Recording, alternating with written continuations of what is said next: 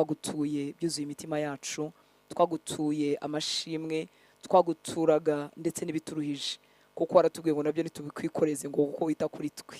Ninde wundi wabwira abantu ngo munyikoreze amaganya yanyu yose ngo kuko nita kuri mwe? Nta muntu washobora amaganya yacu, ariko we waratinyutse uratubwira ngo nimunyikoreze amaganya yanyu yose kuko nita kuri mwe. Urongera uhamagara ab'isi bose ngo barushye, ngo urababwira ngo nibakwegere, ngo urabahuruhura, ngo bemere kuba abagaragu bawe bakwigireho, ngo nabo bazabona uburuhukiro mu mitima yabo. Ninde wagereranywa nawe? Ninde wo gushimwa nkawe? Mwami mwiza, twicaye ku meza yawe, reka kugira neza kwawe gutambuke mu rugo rw'abahungu bawe n'abakobwa bagutegereje, gutambuke mu buzima bw'abahungu n'abakobwa bagutegereje, ucishe kugira neza kwawe imbere y'ubuzima bwabo. Somye ijambo ryawe rambwira ngo ujya wohereza ijambo ryawe ngo rikadukiza.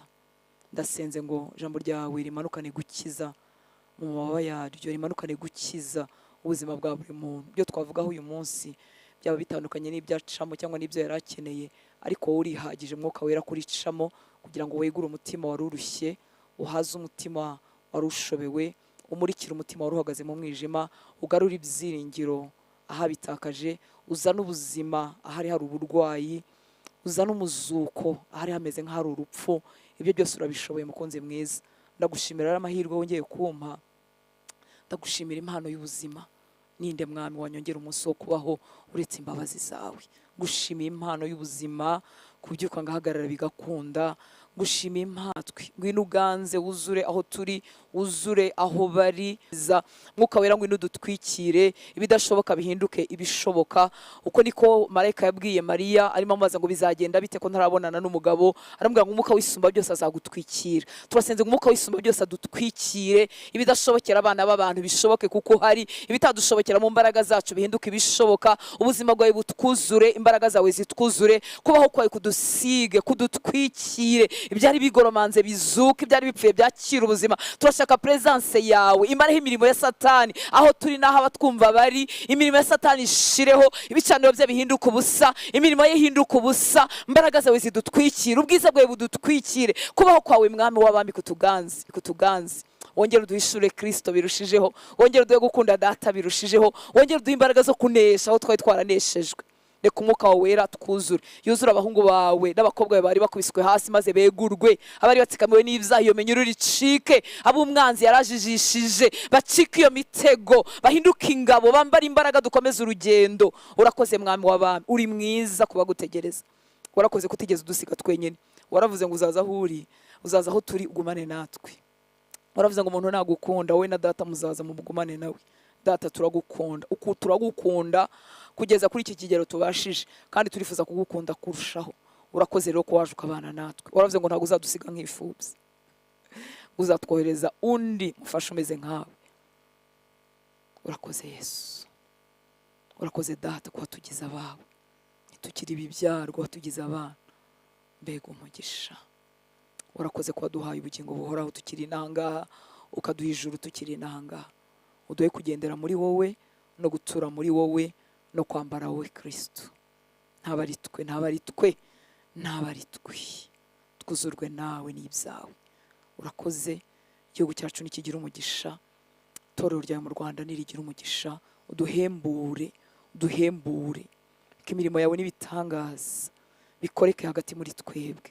Zina ryawe rihabwa icyubahiro mu mazu y'Abanyarwanda, rihabwa icyubahiro mu mihanda yacu y'u Rwanda, rihabwa icyubahiro mu itorero ryawe mubera hirya no hino mu mfurukenye za kino gihugu. Izina ryawe rihabwa icyubahiro mwami w'abami. Reka imirimo n'ibitangaza bikubahisha bikoreke hirya no hino. Reka kukubaha bigwire, by'umwanzi yibwira bihinduka ubusa. Urakoze mwami, tukuragije abatuyobora, tukuragije abakozi bawe bakangurira benshi kubukiranutse. Ubakomeze mwama, abo tuzi nabo tutazi, abakangurira abantu kubukiranutse, abari mu matsinda matoya, abari mu mashuri mu bana batoya, abari muri za segondaire, abari muri za kaminuza, abari mu bitaro, abari hirya no hino muri sfere z'ubuzima zitandukanye mwami, ariko bagira ishyaka ryo gukangurira abandi ubukiranutsi. Ubakomeze Uwiteka Mana Nyiringabo, ubakomereza amaboko, ubakomereza uruhanga. Abo bagore binginga, abo bagabo bakuzamura amaboko, ubarinde gucogora no kunanirwa mwami. Umuntu nubwo yaba yarakanguriye umwe kubukiranutse, umukomeze, umwongere ishyaka n'umwete kugira ngo yongere ahaguruka, ahinduka akanwa kawe, akangurire benshi kubukiranutse. Hagurutsa abera mwami kugira ngo tugendagende hirya no hino mu misozi tuvuga ibyawe Uwiteka Mana Nyiringabo. Urakoze Data, tuguhaye icyubahiro, mu izina rya Yesu dusenze, amen. haleluya. Imana ishimwe ko iduhaye umugisha wo kongera kuba imbere yayo muri uyu mugoroba. Urakoze gusenga, urakoze kwitanga, nta sengesho ritakara hasi. Imana niyo kwizerwa. Rimwe riradukiza rikadukorera ibyo twasabye n'ibirenze ibyo twasabye, irindi rikaduha imbaraga tukatumbagizwa mu kirere dutegereje iby'umwami Imana turimo tumusaba, dutegereje gusohozwa kw'imigambi ye. Nta gusenga rero gupfa ubusa. Nk'uko Didier yaramaze kubivuga, tuzatangira amasengesho nk'uko tujya tugirirwa ubuntu bwo kuyakora. Usabe ubuntu bw'Imana n'imbaraga z'Imana kugira ngo tuzabishobozwe. Twese turabikeneye kubisaba buri munsi, si ikintu cyo kumenyera ndetse ko kitanamenyerwa, ariko dusaba ubuntu. Mana uduhe ubuntu bwo kubibasha, uduhe n'imbaraga zo kubikora. Ntibigarukire mu kubyifuza gusa, ahubwo tubashe kubishyira no mu ngiro. Ni kuwa mbere, kuwa kabiri, kuwa gatatu muri niba turi no mu migoroba nk'uko dusanzwe tubigenza, aba ari iminsi yo kwiyiriza no gusenga. Ufite imbaraga kandi uri ahantu ushoboye kuba utarimo gukora imirimo myinshi y'amaboko, ushobora kwiyiriza ukaniraza. Iyo buriya tuvuze kwiyiriza muri Bibiliya, ubwo buryo bwose bwo gusenga burimo. Numvaga twabivuga uyu munsi, ariko numva ngize ikindi kije kurusha biriya, ariko tuzabivuga wenda muri niba tureye kuwa mbere twongere tubigarukaho gato, ko hari abantu babyibaza ngo se biyiriza bute. Umuntu ashobora kwiyiriza icyo twita demi journée cyangwa igice, ni kwa kundi tuvuga ngo turafungura saa 12. Umuntu ashobora kwiyiriza amasaha 28. Uko kwiyiriza kose kurimo muri Bibiliya. Umuntu ashobora kwiyiriza iminsi 3. Uramutse wiyirije iminsi 3 ntacyo urya ntacyo unywa, nubwo ngiye inama yo kunywa amazi, ariko naho ngaho uramutse wireje kutarya burundu ni byiza, no kutanywa ni byiza, kutarenza ubundi iminsi 3 nibyo byiza ku buzima.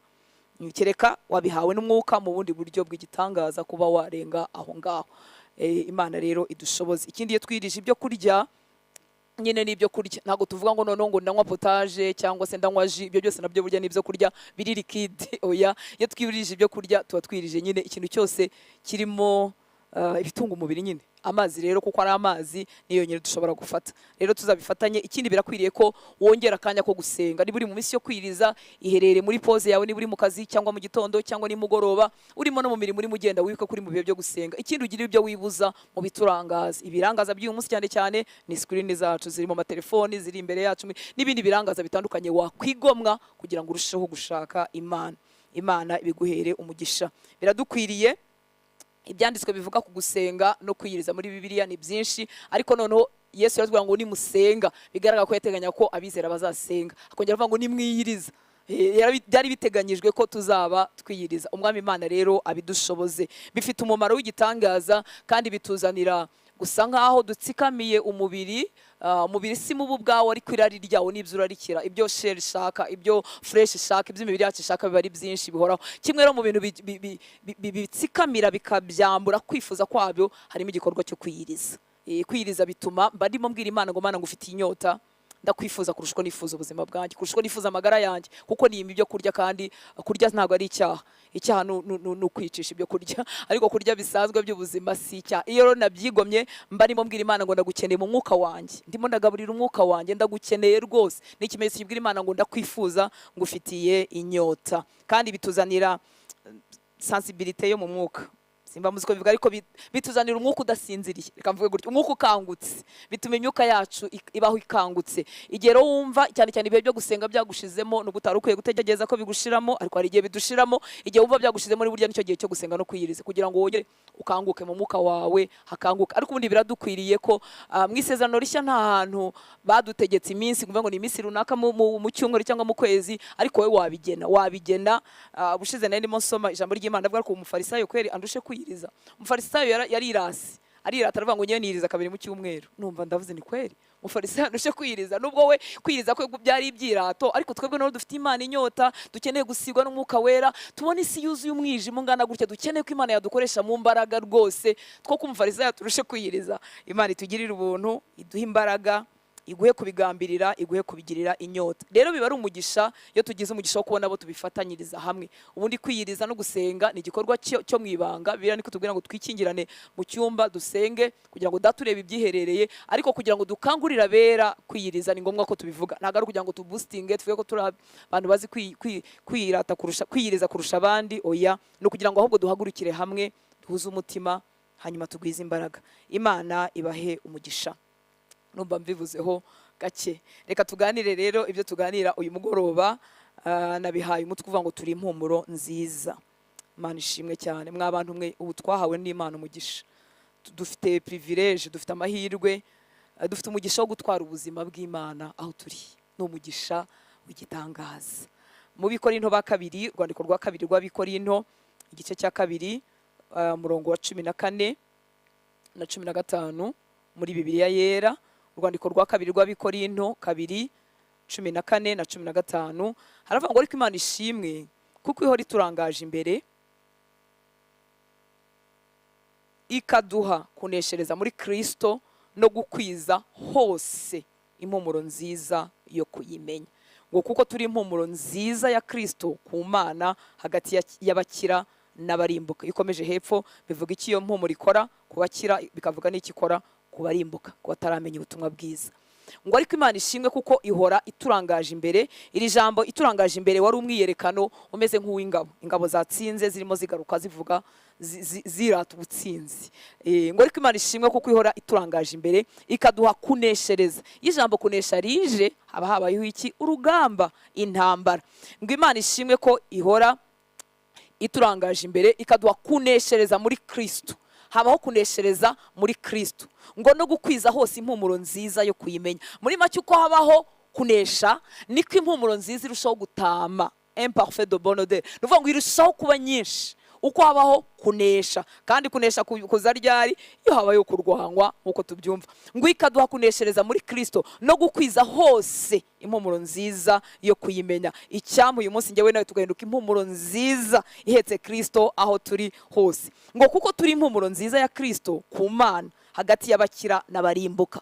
Urabizi impumuro ishobora gukingira ngo ahantu ntisohoka ariko ihari. Ishobora no gukira igituma ikingurwa igatamuruka rwose ikagwira. Ariko ubundi abera twese, abakijwe twese ngo turi impumuro nziza ya Kristo. Imana ishimwe cyane. Muri Bibiliya ijambo ry'Imana aravuga ngo ariko Imana ishimwe yo iturangaza imbere turi mu myiyereko y'ugutabaruka kwa Kristo. Gutabaruka n'abantu bavuye kwitabaro, n'abantu bavuye ku rugamba. Ngo ariko Imana ishimwe yo iturangaza imbere turi mu myiyereko yo gutabaruka kwa Kristo. Ngo niyo ituma tugaragaza ibya Kristo ahantu hose, ngo kugira ngo impumuro nziza yo kumumenya ikwire. Imana ishimwe cyane. Ngo niyo ituma tugaragaza ibya Kristo ahantu hose, ngo kugira ngo impumuro nziza yo kumumenya ikwire. Murumva uko guhamagara kwiza data yaduhaye. Turi abantu bakwiriye kugaragaza ibya Kristo ahantu hose kugira ngo impumuro nziza yo kumumenya ikwire. Imana ishimwe cyane. Ntago abantu bandeba bakeneye ibya Hortense, bakeneye ibya Kristo. Icyo kora Kristo ashobora kubicisha muri Hortense, ariko bifite umumaro si ibya Hortense, ni ibya Kristo bimucamo. Ngo niyo ituma tugaragaza ibya Kristo ahantu hose kugira ngo impumuro nziza yo kumumenya ikwire. Ngo koko rero turi nk'imibavu ihumura neza. Haleluya. Ngo koko rero turi nk'imibavu ihumura neza Kristo atura Imana. Nagira ngo wumve iki kintu nshuti y'Imana, wumve iyi privilege, wumve aya mahirwe, wumve uyu mugisha, maze ntupfe gufata uko ubonye. Ngo koko rero turi nk'imibavu ihumura neza Kristo atura Imana. Burya araturata akavuga ati wambubonye Hortense naguze amaraso, wambubonye umukobwa wanjye napfiriye, wambubonye umuhungu wanjye napfiriye. Ngo tukamera nk'impumuro nziza imbere ya data. Turi imibavu myiza Kristo atura Imana. Imana ishimwe cyane. Ngo koko rero turi nk'imibavu ihumura neza Kristo atura Imana. Impumuro yayo ikagera ku bantu bakizwa no kubahabye. Imana tugirire imbabazi. Iduhe gutama rwose tujyana ubuzima bw'Imana mu bahabye, tujyana ibyiringiro mu bakijijwe ariko barimo bacagagurwa n'ibintu bitandukanye, tujyane ubuzima bwa Kristo. Haleluya. Umubavu rero nkuko navugaga ushobora gukwira hose cyangwa ukazitirwa n'ikintu runaka kigubuza gutama. Twebwe kuri twebwe nk'abantu, tubivuze nk'abantu, ikizitira imibavu yacu kugira ngo udatama ni ugutsindwa no kunanirwa kwacu. Nta kindi kintu Satani ashaka ku buzima bwawe, si amafaranga yawe, si abantu bawe, ni ibyiringiro byawe bimutera ubwoba. Gukomera muri Kristo kwawe, gusigwa na Mwuka Wera kwawe, gukizwa kwawe, gukiranuka kwawe, gukurikira Imana n'umwete mwinshi, nibyo bibangamira ubwami bw'umwijima. Ubwami bw'umwijima ntibubuza amafaranga, ndetse burayatanze. Iyo babupfukamiye burayatanga. Ntibubuze bahungu n'abakobwa beza, ntibubuze ibintu biri aho ngaho byabukorera, ariko ntibugira ikintu kimwe, ntibugira kubaha Imana, ntibugira gukiranukira Imana, ntibugira iby'ukuri bikomoka ku Mana. Nicyo kintu rero burwanya mu buzima bw'abana b'Imana. Niyo mpamvu hajemo akantu ko kurwana, hajemo akantu ko kwiyerekana, hajemo akantu ko gutabarukana intsinzi. Umubavu rero upfukwa, ukazitirwa, ukabuzwa gutamwa no guhumura nuko gutsindwa no kunanirwa kwacu. Imana iduha ubuntu n'imbaraga kugira ngo ibikwizingiraho ntibigukubite hasi. Ugire kugambirira mu mutima wawe kugundira icyo, kugundira kwezwa, kugundira gukiranuka, kugundira kudakoza izina ry'Imana isoni. Imana ishimwe cyane. Haleluya. Uyu mubavu rero ari wo turi wo urushaho gutama kubera ubuzima tubayeho bwo kwitandukanya n'ibyanduye byose. Kuko ikintu gitera Satani ubwoba n'ingabo ze n'abamukorera ni igihe urimo uhunga ibyabo. Umugani wa Yesu ngo yavuze ngo umutware w'iyisi arimo araza ariko ntacyo kigize gute, ntacyo kindimo. Ibyo nibyo byonyine bibangamiye Satani. Ntuzavuge ngo ararwanya gushaka kwanjye, ararwanya amafaranga yanjye, ararwanya. Niko ko ibyo birwanyiriza iki? Kugira ngo utakaze ibyiringiro, urekera gukurikira Imana, ukonje. Kuko umukristo ukonje biragoye ko yarwana intambara. Umukristo wazimye, watakaje ibyiringiro by'agakiza, watakaje umunezero w'agakiza, ntago yaba akiri inkota Uwiteka arwanisha, ntago yaba akiri intorezo Uwiteka akoresha. N'icyo arwanya nicyo ngicyo, nta kindi. Ararwanya kwera kwawe, kwiyegurira Imana kwawe, kwitandukanya kwawe, icyo ngicyo arwanya. Rero kugira ngo duhinduke umubavu koko utama, ugera kure, utwaye Kristo, utwaye ubuzima bw'Imana ukabugeza kure, tugakomeza kuba igihumura neza Kristo aturi Imana, nukuri bibikiye mu buzima bwo kwitandukanya. Reka turebe uyu mugabo w'Imana Daniyeli, niwe turi butindeho. Daniyeli igice cya mbere umurongo wa 8. Igitabo cya Daniyeli ubuhanuzi bwe igice cya mbere umurongo wa 8.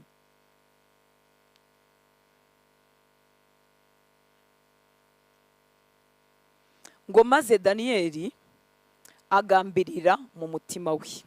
Aragambirira. Imana ishimwe ko yaduhaye imitima tugambiriramo. Burya gutsindwa no gutsinda byose biba mu mutima. Kwezwa no kwandura biba mu mutima, naho iby'inyuma n'utuntu turi segonderi. Bihera mu mutima, ugashorera ugakurikira ikibi cyangwa ugakurikira icyiza mu mutima, ukavuga uti ndabigambiriye.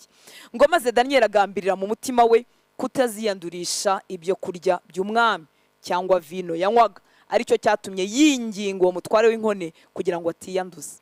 Ikintu twakwigira ku buzima bwa Daniyeli, ntabwo izi ngamba yazigize ari uko ibyo kurya by'ubwami babi presence. Ibyo kurya by'ubwami mwibuka ko icyatumaga byanga, ahangaha ndikoresha nyango bibiri ijambo ry'Imana Daniyeli 1:8. Icyatumaga byanga nuko byabaga byaterekereshejwe ibigirwamana babireba babizi.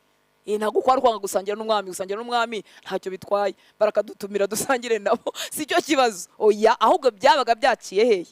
Muri make yari kuba mu muntu wamwe imbere apfukamiye ibyo bigirwamana, aricyo cyavugaga. Ngo maze Daniyeli agambirira mu mutima we. Nuvuga ngo izi ngamba yarazisanganywe mu mutima zo kwezwa no kwifuza gutunganira Imana. Bamunyaga ari umusore mutoya, ingamba arazigumana, hanyuma okaziyo iraboneka. Okaziyo yo gucumura ku Mana zihora zituzengurutse mu tuntu dutoya, mu tuntu tunini, mu tuntu turi mu bitekerezo, mu tuntu turi mu ngamba tutari buzahagaragara, ariko utuntu two gucumura ku Mana tuzahora tutuzengurutse. Izi ngamba rero umutima urazikwiriye. Ngo agambirira mu mutima we. Izi ngamba zari zimazemo iminsi, okaziyo noneho yo guhirima cyangwa yo gusitara, yo kugwa iraboneka. Ngo maze Daniyeli agambira mu mutima we kutaziyandurisha ibyo kurya by'umwami cyangwa vino yanywaga, aricyo cyatumye yinginga uwo mutware w'inkone kugira ngo atiyanduza. Mu nyumvi, aragambiriye mu mutima ariko araninginze kugira ngo atiyanduza. Hari igihe tugira ingamba ariko zidashyirwa mu bikorwa. Imana idushoboze ingamba dufite mu mitima yacu zo gukiranukira Imana, tugira n'imbaraga n'ubuntu bwo kubishyira mu bikorwa. Imana ishimwe cyane, kuko umwuka udushoboza abakijijwe twarawuhawe. Umwuka wera tuye imbere muri twebwe. Yabigambiriye bimuteye no kwinginga, ariko uzi kwinginga kugira ngo utarya ibiryo by'umwami. Ukinginga uri umunyagano, uri umusore, bashobora no guhita bakwica, ariko ingamba ze ntiziri bugarukire mu mutima. Arabigambiriye mu mutima, arabyifuje. Ngira ngo abigambiriye mu mutima yasabye Imana ati Imana umpe igikundiro kuri uyu mugabo, kuri iyi nkone y'umwami, uyimereho igikundiro inyemerere. Ngo agambira mu mutima we kutaziyanduza. Arangije ngo aranamwinginga kugira ngo atiyanduza. Imana ishimwe cyane. Kugambirira no kwinginga, gushyira mu bikorwa ibyo twagambiriye kugira ngo tutiyandurisha iby'isi. Uko kwiyanduza tuvuga ni ukwiyanduza kw'imigirire y'iyi si. Imigirire ishobora kumpesha ikintu runaka, ishobora kuba itanduye cyane mu maso y'abantu, itananduye cyane ukurikije ibyo iri bumpeshe. Imigirire ndetse ikorwa na benshi. Burya kunyuranya na benshi nibyo bivuna. Kugenda hano ikivunge kijya biroroshye, niyo kuranyire n'ibintu biba bigana biba byoroshye, ariko gusa nkaho unyuranyije nabyo kandi biri gutesha amahirwe runaka, uko niko kwitandukanya n'imigirire y'iyi si. Imana itugirire imbabazi. Reka dusome mu Bikorinto ba 2:6 umurongo wa 14 kugeza kuri 18. Ndakoresha biri ijambo ry'Imana. Abikorinto 2:6-14-18. Iyo Bibiliya itubwira kwitandukanya, ntitubwira kwitandukanya n'abantu, ariko iratubwira kwitandukanya n'imigirire y'abantu. Nshobora kubana nawe ariko ntagendera mu migirire yawe, mu migenzereze yawe. Ushobora kubana nanjye ariko udakurikira imigenzereze yanjye, kandi tugendanye. Hari ibintu tugomba kuko hari abantu mudashobora gutandukana. Hari abantu mwagenewe kugumana ariko abo mutagenewe kugumana buryo nushaka kujya ukizwa n'amaguru, igihe bafite imigirire ibangamira ibyo Yesu ashaka. Imana ishimwe cyane. Rero wumve gutandukana n'imigirire y'isi, kandi isi ikorera mu bantu, muri twebwe. Si ukwitandukanya n'abantu ngo bahunge. Hari abantu batakivugana n'abantu, batagisura n'abantu, oya sibyo. Reka dusome ku murongo wa 14 muri Bibiliya ijambo ry'Imana ngo ntimukifatanye n'abatemera Kristo. Uku kwifatanya ni ukwifatanya ko kwifatanya. Nuvuga ngo niba batembera ibumoso mu byemezo byabo bihabanye n'iby'Imana ishaka, nanjye ntembeyeyo. Ni uku kwifatanya. Ariko ntibivuze ngo sinjya mu makwe, sinjya muri anniversaire, sinsura bene wacu batakijijwe, simbana n'umugabo n'umugore batakijijwe. Oya sibyo. Ntimukifatanye n'abatemera Kristo. Mbese ubutabera, nkunda Bibiliya yarabisobanuye, mbese ubutabera n'ubugome byahurira he? Kugoma ni iki? Ni icyaha. Ikintu cyose kinyuranye n'ubushake bw'Imana cyitwa ubugome mu maso y'Imana. Ngo mbese ubutabera n'ubugome byahurira he? Ese umucyo wasabana ute n'umwijima? Umucyo wemerewe kwegerana n'umwijima igihe tubana n'abataramenya Imana, ariko ntibyemerewe gusabana ngo byinjirane. Mu gusabana ni iki? Ni igihe imikorere y'umwijima yaje ikavangira iyanjye yari y'umucyo, nkajya nyuzamo nkavanga n'iby'umwijima, iyo migirire ye impesha amahirwe runaka nkayakira. Ngo ese umucyo wasabana ute n'umwijima? Ngo cyo nimumbwire, Kristo yahuza inama ate na Satani? Mumbwire namwe. Imana itugirira ubuntu, kuko hari igihe tujya duhuza inama za Satani tukazijyamo natwe. Inama za Satani si kujya mu nzu y'abapfumu gusa, ni ibyemezo byose bihabanye n'iki jambo ry'Imana rivuga. Ngo cyo nimumbwire, Kristo yahuza inama ate na Satani? Cyangwa uwemera Kristo abahuriye kuki n'utamwemera? Bakwiriye kubana bisanzwe byo mu mubiri, ariko kwemeranya aho bagana n'uburyo bakora ibintu. Kuko umwe arashyiramo ibinyoma, umwe arashyiramo kubeshya, undi arashyiramo avantage runaka, undi arashyiramo kurwanira icyubahiro cye, kandi twebwe turashaka icy'Imana. Kandi rimwe na rimwe Imana ikirisha ubupfu, nkumva natakaje logique, natakaje ubwenge, kandi nyamara uko mbese mbaye nk'utakaza ubwenge n'iby'Imana yashakaga. Byagendana bite? Biragoye ko nako ntibyagendana. Cyangwa uwemera Kristo abahuriye he? Abahuriye kuki n'utamwemera? Nibyo barimo bavuga. Ngo mbese ingoro y'Imana yayisangira ite n'ibigirwamana? Erega ingoro y'Imana nzima ni twebwe, nk'uko ubwayo yivugiye iti nzatura hagati muri bo ngendane nabo, nzaba Imana yabo nabo babe ubwoko bwanjye. Nicyo gituma Nyagasani avuga ati nimuve muri ba bantu mwitandukanye nabo, nimugire ikintu cyose gihumanye mukoraho, nanjye nzabakira. Mwumve ibi bintu. Nicyo gituma Nyagasani avuga ati nimuve muri ba bantu mwitandukanye nabo, nimugire ikintu cyose gihumanye mukoraho, nanjye nzabakira. Nzababera so, namwe mumbera abahungu n'abakobwa. Uko niko Nyagasani ushobora byose avuga. Nshuti y'Imana, uko turushaho kwegera igihe cya nyuma, ubuzima bwo mu isi buzarushaho gukakarira gukiranuka, buzaba buremerereye gukiranuka, buzaba buremerereye kubaha Imana, buzarushaho kubigagaza kugira ngo kubaha Imana birusheho kugorana. Ubuzima buzarushaho gutera ubwoba. N'uyu munsi kimwe mu bintu bikomereye abakristo n'ubwoba bw'ejo hazaza, ubwoba bw'ubuzima. Nzabaho gute? Abana banjye bazabaho gute? Nzarya iki? Ko ibintu birushaho guhenda. Ni ukuri ntibijya bigabanuka, bihora bihenda, kandi tukabaho kubwo buntu bw'Imana. Ubwoba bw'ubuzima nicyo Satani ashaka kutwicisha, kugira ngo kwizera kuducika. Ariko iyo kwizera kugwiriye, ubwoba bw'ubuzima burashira. Umenya ko Imana yigishije umwana wawe muri garidiyene, ari nayo izamugisha muri kaminuza. Umenya ko Imana yagutunze utaragura n'agakweto na kamwe. Uyu munsi ni Imana yagutunga ufite dutatu. Imana itugirire imbabazi, Imana itugirire ubuntu.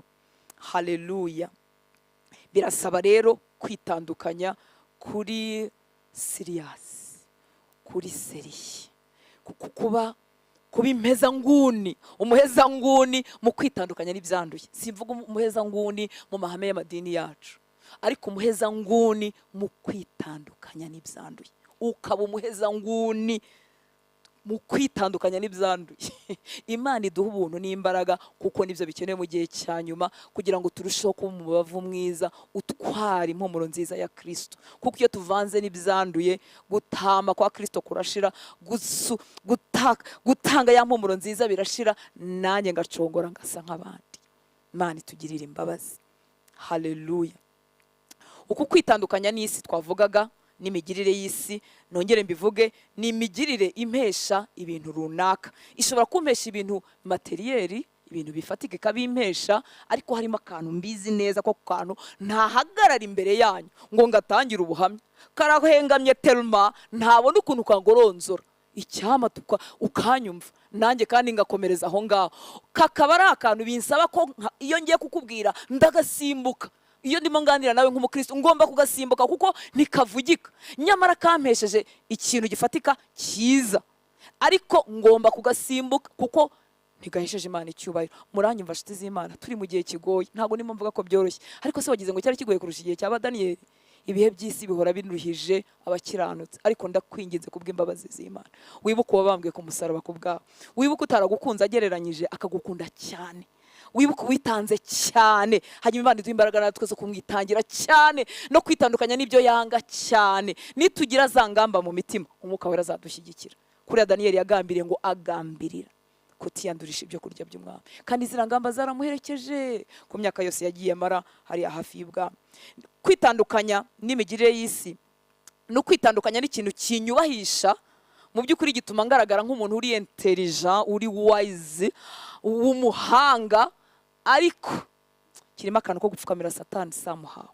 Muribuka ikiganiro Yesu yagiranye na Satani, yarambwiye ngo numfukamira ngo ibi byose ndakuramya. Burya kumupfukamira si ugupfukama imbere y'igishushanyo, si ugupfukama imbere y'iki, ariko nuku babyita gute haryo kunama gutya, nukubendinga imbere ya systeme runaka itari mu Imana, nukubendinga, nukunama imbere y'imigirire irimo ibintu bigaragara ko bitari Imana 100%.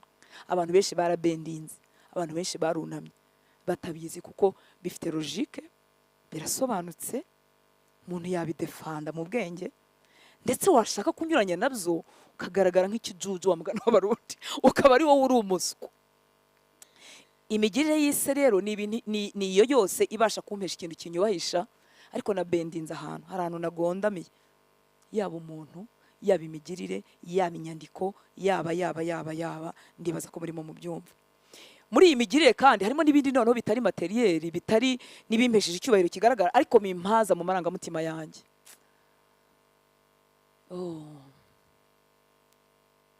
Mu marangamutima hararya, hakanezerwa, hagahaga cyangwa hagasonza. Hari rero imigirire isi ibi insavinze kuri plateau, igusavinze kuri plateau, iri butume mera neza mu marangamutima yawe, ariko ugasanga inyuranye n'inzira Imana rero gusabye. Nduze urugero rubanguka. Haleluya. Imana idushoboze kwitandukanya n'ibyanduye byose. Ikintu cyose numva kinyuranye n'ijambo ry'Imana, nubwo cyaba gisa nk'ubupfapfa, ariko mpitemo icy'Imana.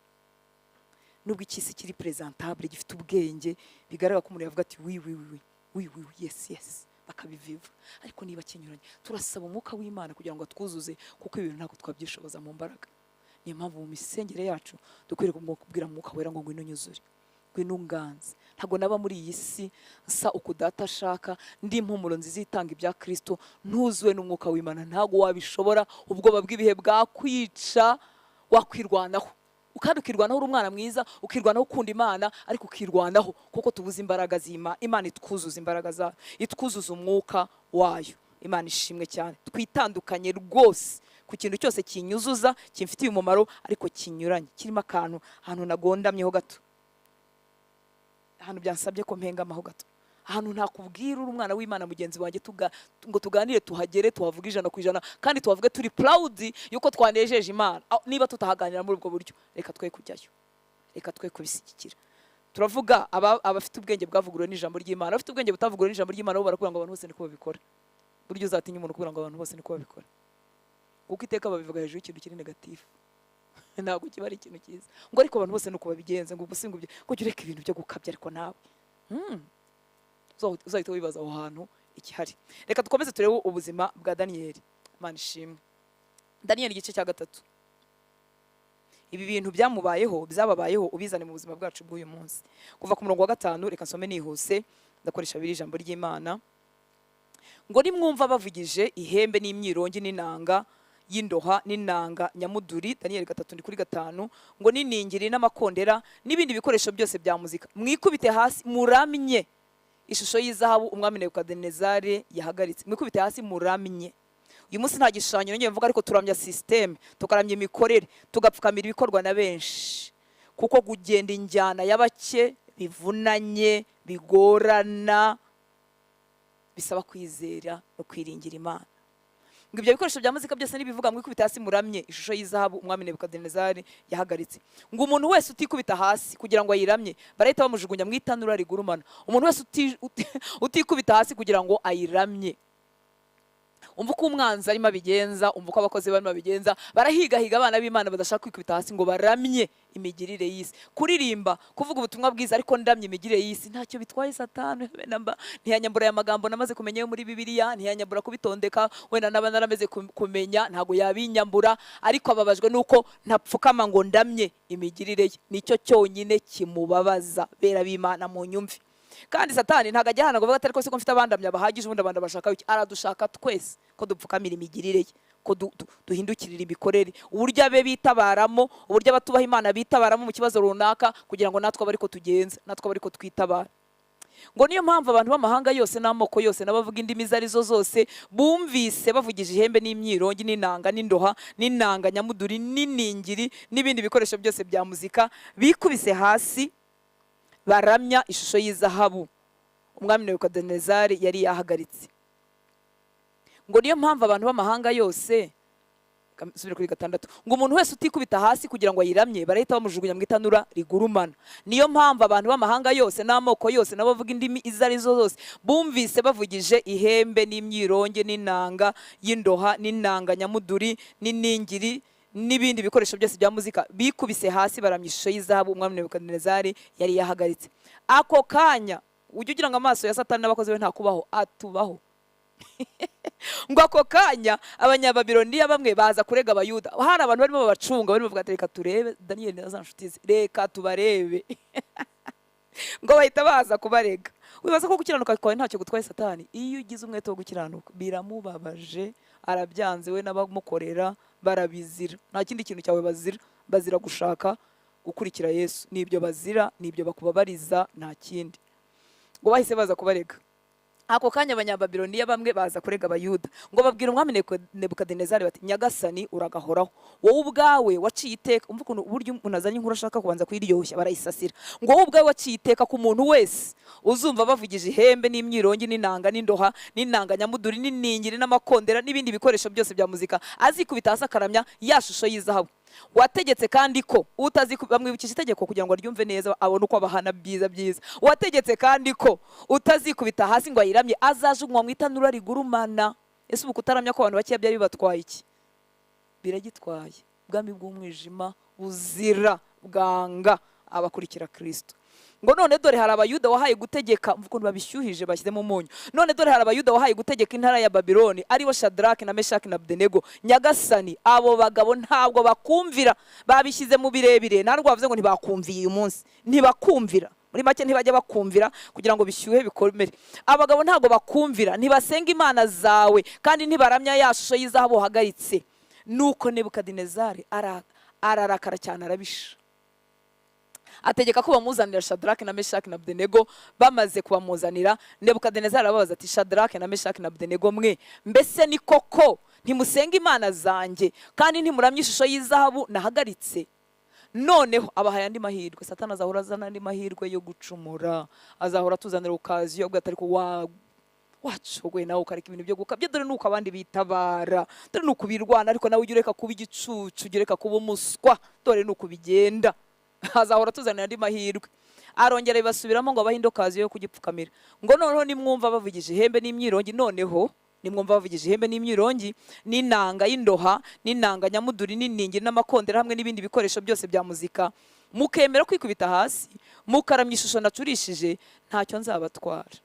Naho nimutayiramya murahita mujugunywa mu itanura rigurumana. Mbese hari imana yabasha kubankura mu maboko? Umva ko Satani yadushuka aravuga ati nta kintu cyagukiza kino kibazo kugira ngo ugondeho gatoya. bende ese wabaho ute? Akwereka ko nta mana yagukiza. Ubu si Imana y'ibigutabara niba yaragutabaye. Erega Imana ifasha uwifashije, ariko ibyo bintu bibahe ni koko yaduhaye ubwenge, ariko impamvu ijambo ry'Imana ryaje ni ukugira ngo tugire ubwenge buvuguruwe butakirimo imyitabarire twitabazaga kera tutarakizwa. Ni ubwenge buvuguruye, si ubwenge bwanduye, ni ubwenge buboneye, ni ubwenge bwakira inama z'Uwiteka, ntabwo ari ubwenge bwakira inama zo mu isi. Ngo niyihe Mana yabasha kubankura mu maboko? Ubu bwari ubwibone bukomeye. Shadrake na Meshaki na Abedenego basubiza umwami bati, Nebukadinezari, si ngombwa ko tugira icyo tugusubiza muri ibyo. Aba basore bari beza. Si ngombwa ko tugira icyo tugusubiza kuri ibyo.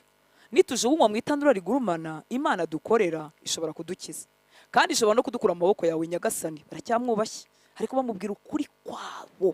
Umunyacyubahiro uzamwubaha, ariko ube ugomba kuba we. Umunyacyubahiro wa mbere ni uwameneye amaraso, ni uwanguza amaraso y'igiciro cyinshi, ni uwo nzasanga nyuma y'ubu buzima, niwe munyacyubahiro urenze. Kandi nabo mu isi Imana yaduhaye yaratubwiye ngo nabo tububahe, ariko mbubaha mbanje kubaha uriya, mbanje kubaha uwo nzasanga.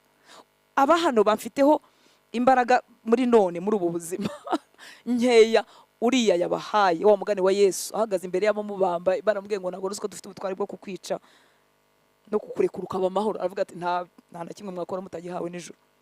Tububashye, ntago dushyikiye kwigomeka, kuko ubutegetsi bwose n'ubuyobozi bwose bushyirwaho n'Imana. N'uw'umudugudu n'uw'isibo burya na chef de classe burya n'Imana yamuhisemo, we ntibaguhitamo. Burya n'Imana yabyemeye, na chef de promotion n'abaki bose burya bashyirwaho n'Imana. Ariko kandi kwitandukanya, kuba intagondwa mu guhunga ibyanduye bitureshya, mu kwifatanya. Muravuga ati jyamo nawe muri iyi kopu, nawe jyamo. Sinjyamo, ntitujyamo. Haleluya. Barakomeje abo basore. Nitujugunywa mu itanura rigurumana, Imana dukore ishobora kudukiza, kandi ishobora no kudukura amaboko yawe Nyagasani. Nyamara nubwo itadukiza, icyaduha bera bagera hano, cyaduha tukagera hano, tukagera hano uko kumaramaza. Ubundi nicyo Satani atinya, naho abadashaka kugera. Ngo nyamara nubwo itadukiza, Nyagasani umenye ko tutazasenga imana zawe, kandi ko tutazaramya ishusho y'izahabu uhagaritse. Nubwo aba kwari ugupfa, twebwe bari akantu ko guhomba gatoya, bari akantu ko kubabara mu marangamutima se, bari akantu ko kubura icyubahiro se, bari akantu kakwambura standard runaka y'ubuzima se wamaze kubaka. Abari mwene utwo tuntu tworoheje, nta nubwo ari ubuzima bwacu burimo bugenda gupfa. Ariko dukwiye kugira ahantu havuga ngo sindi bukunamire Satani. Nubwo Imana itankiza, irabishoboye kunkiza muri iri tanura ry'umuriro, irashoboye kumpa icyo nyisaba ikanandekerezaho. Ariko iramutse ifashe n'icyemezo mu bumana bwayo ntikime, ntago ndi bugupfukamire. Abera mureke tugere hano hantu, twinginga umwuka w'Imana dushoboze. Nkaho ubundi iyi si ya nyuma ntago turi buyitambuke, turabendinga, turi bugende tubendinga. We pastor ariko warunamiye Satani, umuririmbyi waramwunamiye, w'umukristo umwunamira mu dusysteme n'udukorere dutandukanye, imikore itandukanye mu buzima bwawe. Ugende wunama utunyomo dusisike tuntu two kwirwana, ugende dushyiramo. Imana iduha ubuntu. Ariko wari uzi ko n'ubundi Imana itakurengeye, nubwo wakora amanyanga ijana nabitagutabara. Burya nuko Imana igusha imvura kuba binabeza, kadutwikira mu mafuti yacu, katugirira imbabazi.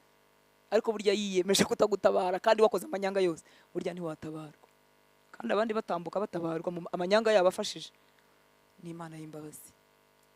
Nyamara nubwo itadukiza Nyagasani, umenye ko tutazasenga imana zawe, kandi tutazaramya ishusho y'izabo uhagaritse. Nebukadinezari ararakara cyane, areba Shadrake na Meshaki na Abedenego igitsure, ategeka gucana itanura ry'umuriro ukaze inshuro ndwi kurusha uko byari bisanzwe. Hanyuma atoranya mu ngabo ze abagabo bafite imbaraga, abategeka kuba Shadrake na Meshaki na Abedenego kugira ngo bajugunye mu itanura rigurumana.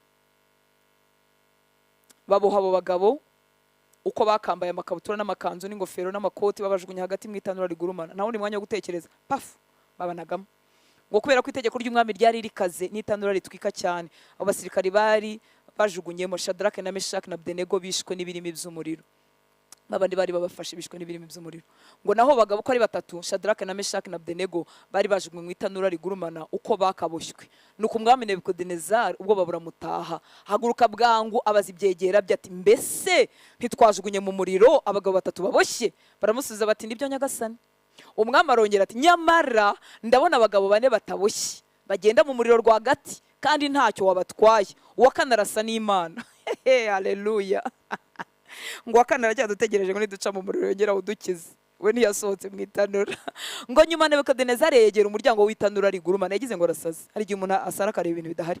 Hanyuma Nebukadinezari yegera umuryango w'itanura rigurumana, arahamagara ati Shadraki na Meshaki na Abdenego, bagaragu b'Imana isumba byose mwe, nimusohoke muze hano. Nuko Shadraki na Meshaki na Abdenego bava mu muriro. Umva rero uko impumuro ya Kristo igiye gutama. Abategetsi b'ibihugu bikomatanyije n'abaminisitiri n'abategetsi b'ibihugu n'ibyegera by'umwami barakorana, barebye abo bagabo babona ko umuriro ntacyo watwaye imibiri yabo, n'imisatsi yabo itababutse, n'imyambaro yabo itahiye, ndetse nta n'umuriro ubanukaho. Nebukadinezari aravuga ati nihasingizwe Imana ya Shadraka na Meshaki na Abdenego, yo yohereje umumarayika wayo igakiza abagaragu bayo bayizera. Ngo baciye ku itegeko ryanjye bahara amagara yabo. Umwami yahise yubaka testimony, temonyaje, umwami niwe wayikoreye. Ngo baciye ku itegeko ryanjye bahara amagara yabo aho gukorera no kuramya izindi mana zitari Imana yabo. Ngo none ntegetse abamahanga yose n'abamoko yose n'abavuga indimi izo arizo zose ko uzavuga nabi Imana ya Shadraka na Meshaki na Abdenego azatemagurwa n'inzu ye igahindurwa aho bamena imyanda. Erega nta yindi Imana ishobora gukiza nkayo. Haleluya! Umwami arayibonye, nshuti y'Imana, abantu bazayibona. Ariko ihangane uhamye Kristo, ihangane witandukanye, uvuga uti nawe itadukiza ntitugabanukirwa mu kumukorera, ntitugabanukirwa mu kumukunda, ntitugabanukirwa mu kumutangira, ntitugabanukirwa mu gukunda abantu, ntitugabanukirwa mu ntitugabanyikirwa ko twebwe ntitwenda gupfa. Ntatanura ngo badutwike none ahangaha. Ubuse niba tunanirwa n'utuntu duto dutoya, ubitanura riserutse twakomeza tugahamyara. Imana iduha ubuntu n'imbaraga. Haleluya! Nuko umwami azamura mu ntera yari bugira ate sekundi azamura mu ntera Shadraki na Meshaki na Abdenego, abashinga imyanya ikomeye mu ntara ya Babiloni. Dore uko umwami Nebukadinezari 3:1 abwira, yarakomeje yahindutse umuvugabutumwa agahe gatoya nubwo yongeye akabivamo. Ngo dore uko umwami Nebukadinezari abwira abamahanga yose n'abamoko yose n'abavuga indimi izo arizo zose batuye isi yose, nimugire ishya n'ihirwe. Nabonye binogeye kubamenyesha, arabandikiye kubamenyesha ibimenyetso n'ibitangaza Imana isumba byose yankore. Mbega ukuntu ibimenyetso byayo bikomeye, mbega ukuntu ibitangaza byayo byerekana ububasha. Ingoma yayo izahoraho iteka, ubutegetsi bwayo buzabaho uko ibihe bihaye ibindi. Yarayibonye.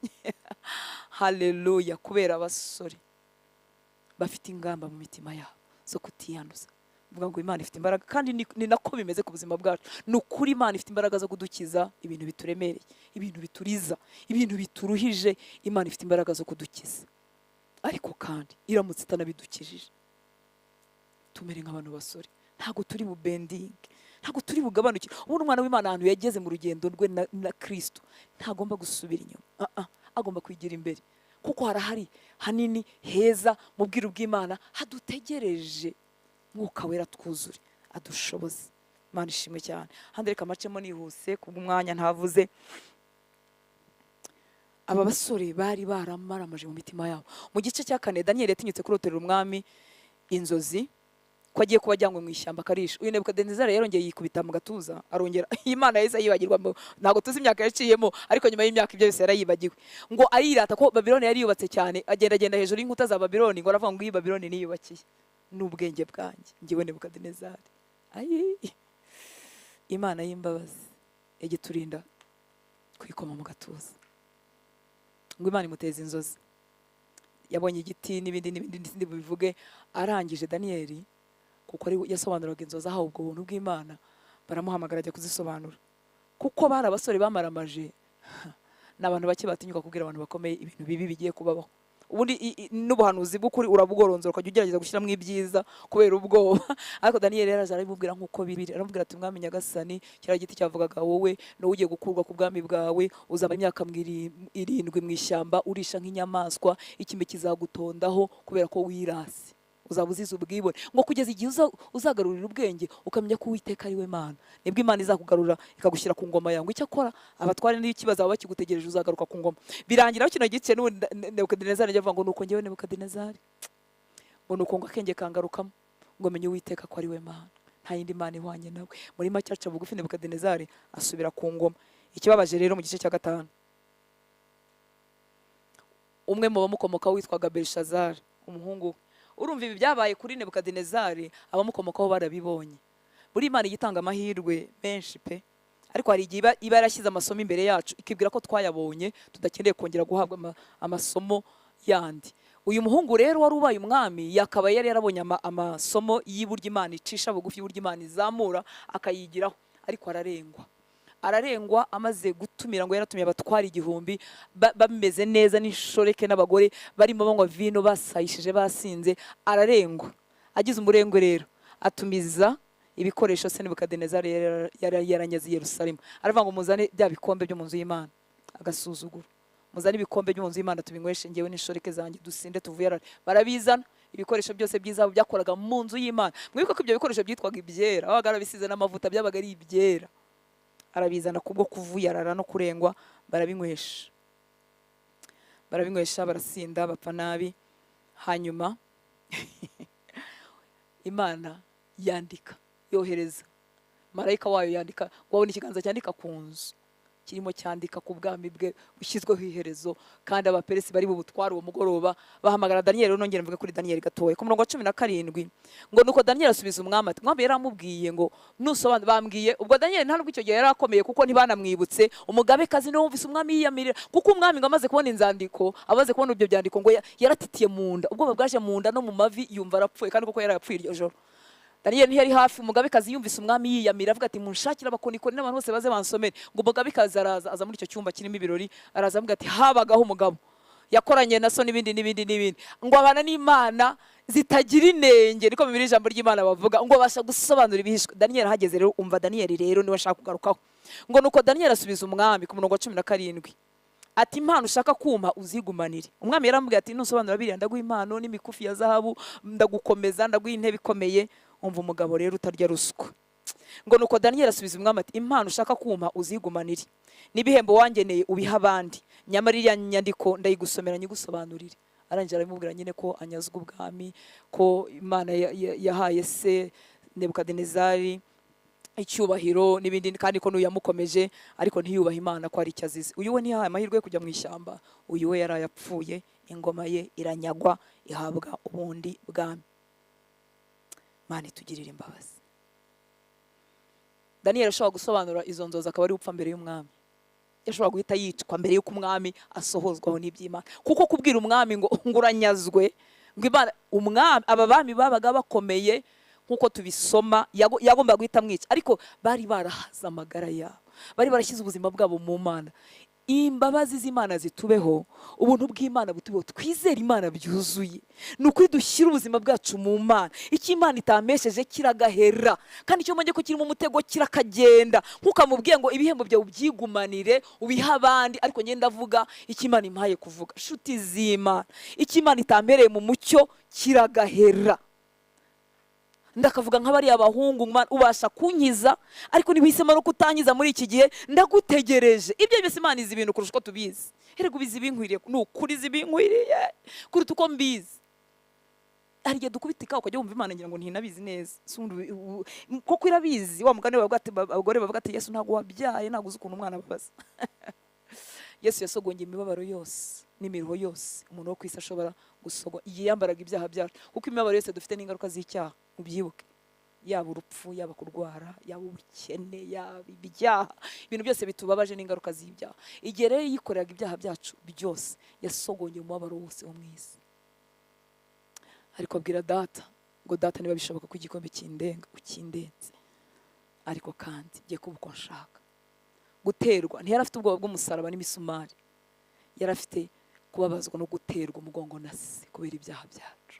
Yadukunze bikabije, dusaba ubuntu bwo kumukunda bikabije no kumaramaza mu mitima yacu, kuko yaduhaye privilege, yaduhaye amahirwe, yaduhaye umugisha, kugira ngo we nanjye ducibwemo n'impumuro ya Kristo itame, Imana igaragare. Niki gihesha Imana icyubahiro? N'ubuzima bwubahishije Imana muri situasiyo izo arizo zose. Nibwo buzima butiganwa, nibwo buzima kuzima itabasha kwigana. Imana itugirire imbabazi, twe kugwa mu mitego y'ibihendo by'umwanzi.